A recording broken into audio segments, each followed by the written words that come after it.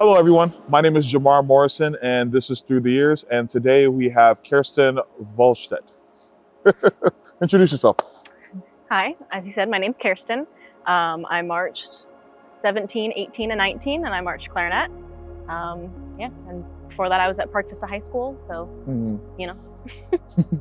So I have a question for you. When it came to STRYKE Wynds, how did you end up here? So really what it was is Matt Rusnak asking me and harassing me to do it while we were on the field. Yeah. Because there's a lot of overlap from the staff at Park Vista and the staff at STRYKE. A bunch of overlap, yeah. I hadn't considered it, but he was like, hey, how about this thing? And so I went to one of the little auditions and yeah. You ended up being here. Yep.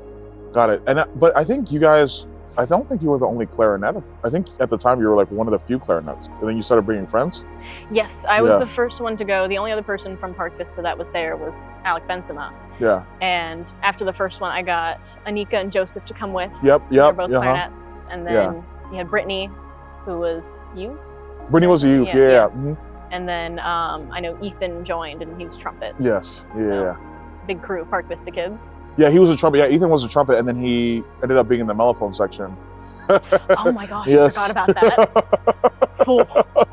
I remember that fondly, yeah. Which is crazy to think. Next year, in 2 years, that's 10 years ago. Don't say that to me. We're getting old. Don't say that to me. We're getting old. It's such is life. Awful. What made you stay for 3 years? It was just fun, you know, and I enjoyed being able to compete at that level and perform at that level. And honestly, that is something that I miss about not doing it, is just, I feel like it's a really niche thing to be able to perform that kind of thing. And like, there's just not many things that you can do that with. Yeah. I enjoyed the performance of it. I liked the camaraderie of everybody there, and it, gets you through a lot. Yes, it does. Yeah. STRYKE literally does feel like a family. There will be years that go by. I don't think we haven't spoken since probably 2020 probably though. But like since 2019, like we haven't had like a face-to-face conversation in a while. And it's kind of weird because I thought originally that you did not like me at all. But I think it's because like you're a cat and I'm a golden retriever. Yeah. I get that a lot. That's an accurate assessment. Yeah. So did it really feel that different going from like being in such a strong scholastic high school fall ensemble to STRYKE Wynds? Did it feel that much different? It honestly felt completely different. Whoa, tell me more. Well, because at Park Vista, it was a huge band when I was there. There were so many people. Wasn't there like you guys had like a 72-piece color guard, something like that? Something ridiculous. Huge. Yeah, pretty sure. Yeah, there was, when I was section leader, we had 20 clarinets. Yeah. Yeah. So it's a lot easier to hide, both visually and musically. Right. And so when you go to something like STRYKE Wynds, there's just so many less people. You cannot hide. Right. Like if you mess up, we're gonna know about it. Yes. And it was just nice to be around people who wanted to be there and wanted to aspire to that level, because when it's a after school activity, you've got people who are there just because they need something to do or to hang out with their friends, which is great. That's awesome. Love that. But it's different being in that kind of group where everyone's there for a reason. I looked at you guys and like I looked up to y'all. I'm like, wait, you guys did Park Vista? That's so cool. No, because I came from Nova. So like, you're like the 1A band. Like you never been to like BOA. It's just like, what even is that realm? So like seeing you guys, I'm like, wow. It was so interesting to me. And then I don't know. It always felt cool because like you guys were so down to earth. It was so interesting.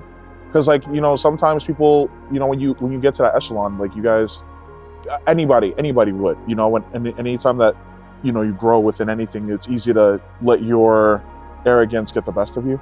You know what I mean? It's easy to go in and be like, I know my stuff, but in like a puffing out of your chest way. You know what I mean? That's easy to do. And it's sometimes, I think, to a certain extent, Yeah. You get my point. But what's your fondest memory of being in STRYKE itself?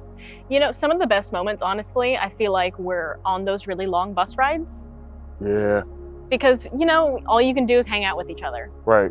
And so I remember playing video games and stuff with everybody and watching movies and breaking TVs. When do you ever get on a bus with a bunch of people around your age and travel to a different state like that? To perform.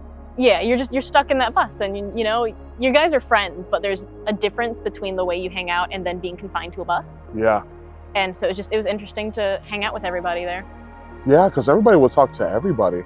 Yeah. Because I think you and I got close in 19. You know, I never tell you this. I might actually cry after saying this. Like, no, seriously, because like I really like look to you to like kind of keep my head calm in certain situations in 19, because it was hard figuring so much stuff out in such a short amount of time. You know, we went from like 32 members to 50 and like, remember? And it was so funny because I remember when we first got back, I don't know if you texted me or whatnot, but I was leading for the first time.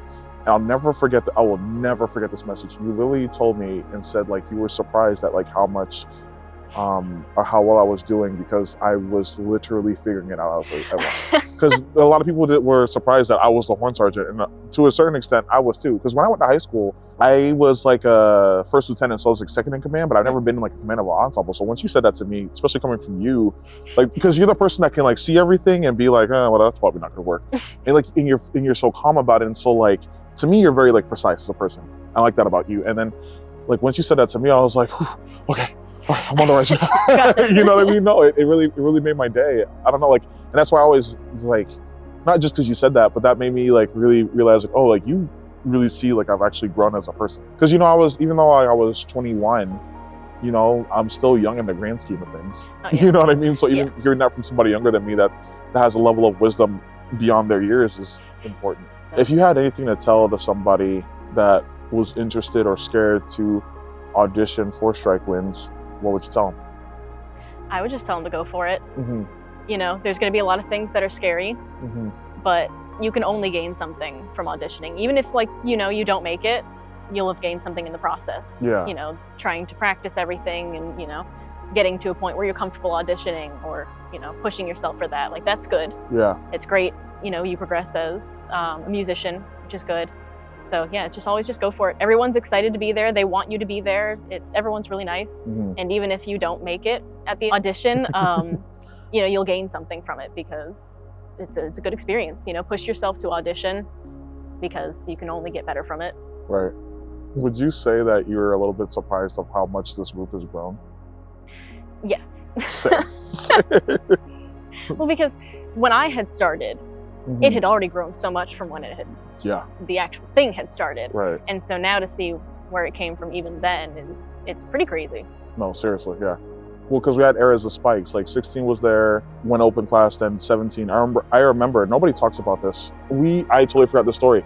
17, we finished what? I think it was Daytona. Paco talks to us and he says, hey, we're about to be bumped to world class. Yes, oh my God. We did start an open class. I remember that. Okay, so nobody talks about this enough. So in 2017, we actually started an open class. And then we were just going through the season. And then I remember like we go to Daytona and then we finish performing, which I think the bus broke down that day. I think the bus broke down that day. Probably. Yeah. When doesn't it break down? Right. But people don't talk about it enough. Like we literally finished that show and then get told we're getting bumped into world class. And we're just like, But it was so funny because like, and I don't know how you felt about it, but at the time, the whole collective of all of us, some of us were like afraid for like 2 seconds, but then a lot of us were just like, let's go and do that. Like, you know what I mean? It was kind of interesting. Like there wasn't anyone that was just like, we're afraid. We were just like, we might as well just do this and see what happens. You know what I mean? And we end up going and like we get bumped before it, mind you. So Daytona in Florida is right before WGI Dayton. So before championships, and there's no competition after our Daytona. So like once we went up, we were just like, we don't know what's going to happen, but we just rehearsed our tails off and figured it out. Because I think we had about like 2-3 weeks of rehearsals. Yeah. And like we didn't stop. Like we were just like, you know what? We'll see what happens. And I remember that was when Rhythm X was like our new kind of like rival, and that was the fun part. You know what I mean? Like we're like going against each other, but it was at least to me with them, I always had like a good camaraderie. Like, all right, cool. And that was that loop show, which we all looked at it and were like, okay, they're pretty good. Like, and that was the fun part. We were like, we still want to compete with you guys, but we know you're good and we know we're good. So let's see what happens. That was fun. That was a really fun time. Yeah. How did you feel after your first season of STRYKE Wynds, after championships? I felt accomplished. I felt like, you know, even though we didn't get like a gold medal, it was more like we still jumped a class and almost like, you know, like last minute and still did pretty well. Yeah. Yeah. No, I was like, all right, next season, let's go. Like, do better, let's go. Yeah, right, yeah. Yeah. I was immediately thinking, okay, what are we gonna do next time? Yeah. Is there anything you'd like to say? Anything else you'd like to say to anybody that wants to either march STRYKE Wynds or to everyone that has marched STRYKE Wynds? Anything you'd want to say? Take care of your joints. Do weight training and like physical therapy because it's rough out there. Kerstin, this was wow, I just totally stuttered. Kerstin, this was really good, and it was really nice to see you. You too. Thanks for having me. Of course. All right. Hello, everyone.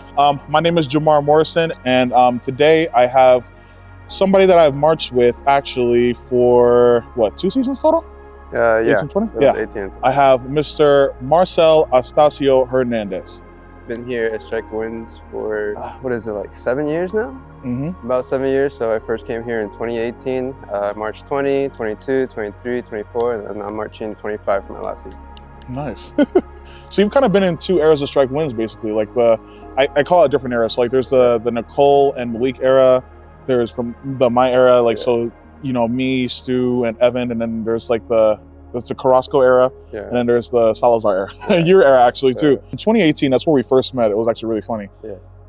What got you into STRYKE Wynds originally? I marched at Park Vista High School, and the visual caption there was actually visual caption at STRYKE Wynds as well. Mm-hmm. And I knew about STRYKE Wynds through my friend Alec. You remember Alec Benson? Yeah. Yeah.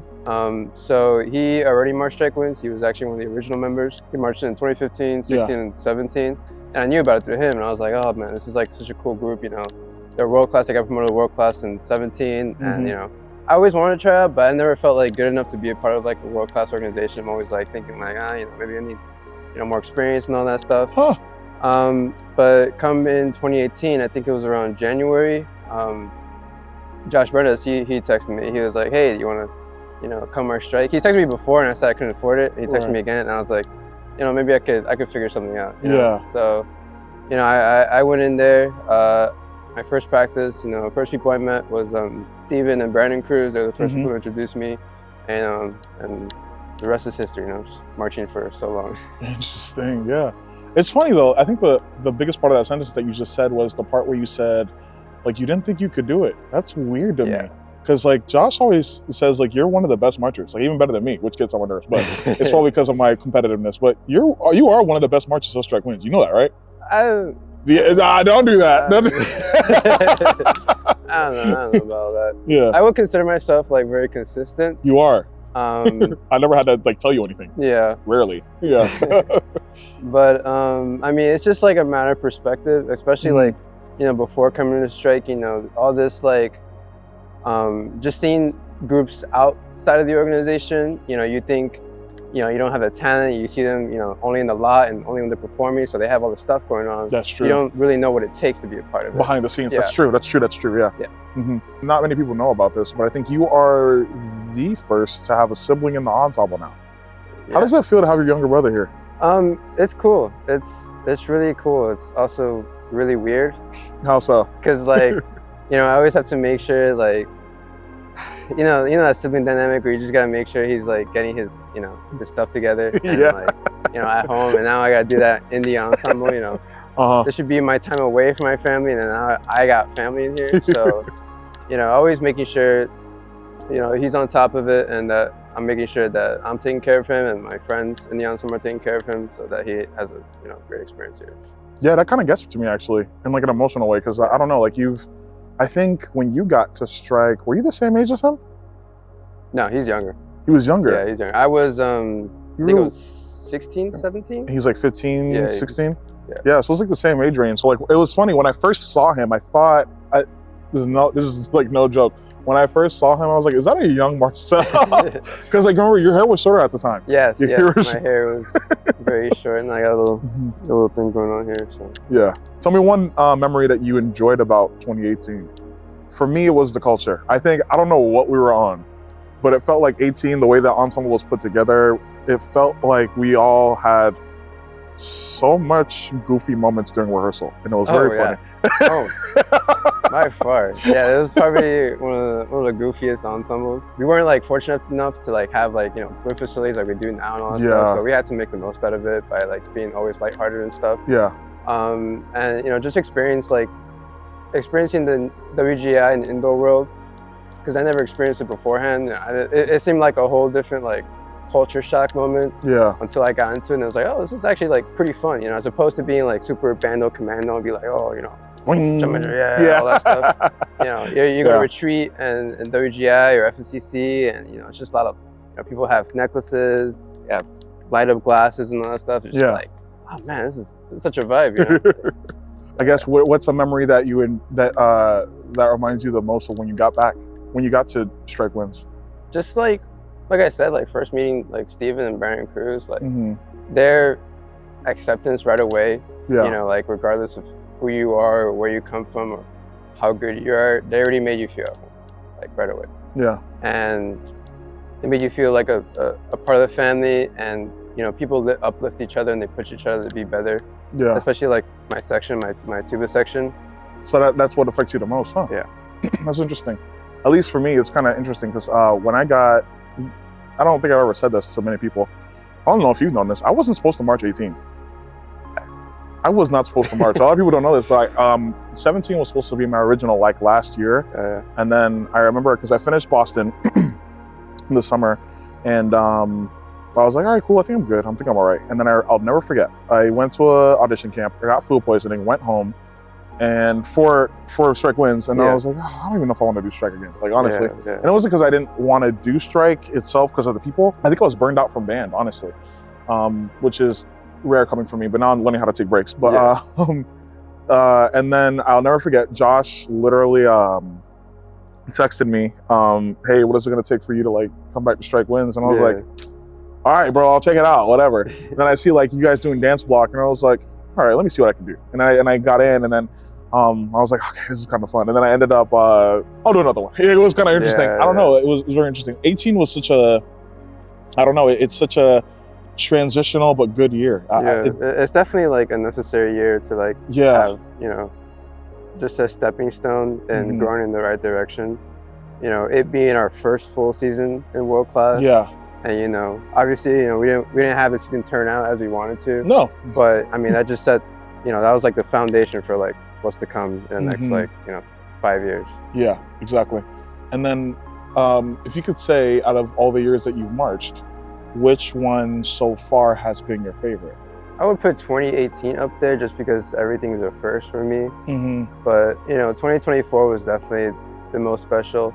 You know, being able to lead the ensemble, being one of the oldest vets, and you know, just having like talent from like all different places. You know, my section, like my whole section was just on fire. Like, you know, they hit everything. They, you know, they could do anything. Like you throw it at them, they'll be like, okay.